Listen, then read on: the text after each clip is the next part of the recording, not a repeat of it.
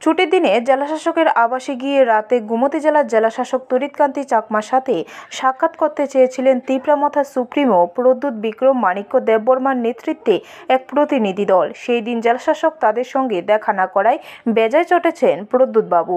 আগরতলায় ফিরে গিয়ে রাজ্যের মুখ্যমন্ত্রীকে ঘটনা জানিয়েছেন। মুখ্যমন্ত্রী কথা দিয়েছেন সবার সম্মান যাতে বজায় থাকে একটি সমাধানের পথ খুঁজবেন তিনি। কিন্তু দুর্ভাগ্যের বিষয় প্রদ্যুৎ বাবু তার যুব সংগঠন ওয়াইটিএফকে দিয়ে আন্দোলন ঘোষণা করে দিয়েছেন। সেই মতে সোমবার সকাল 10টায় গোমতী জেলার জেলাশাসকের অফিসের সামনে প্রচণ্ড বৃষ্টির মধ্যে দলীয় কর্মী ও সমর্থকরা জেলাশাসকের অফিসের নিচে এসে জড়ো হতে থাকেন।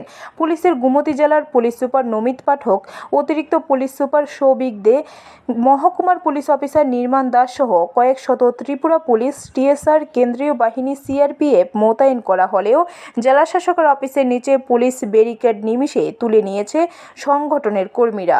পুলিশ ছিল নীরব দর্শকের ভূমিকায়। পরবর্তী সময়ে 10 জনের দল পুলিশের উপস্থিতিতে ডিএমের গেটে তালা ঝুলিয়ে দেয়। একে একে কাকরাবন সমষ্টি উন্নয়ন আধিকারিকের কার্যালয়ে তালা ঝুলিয়ে দেয়।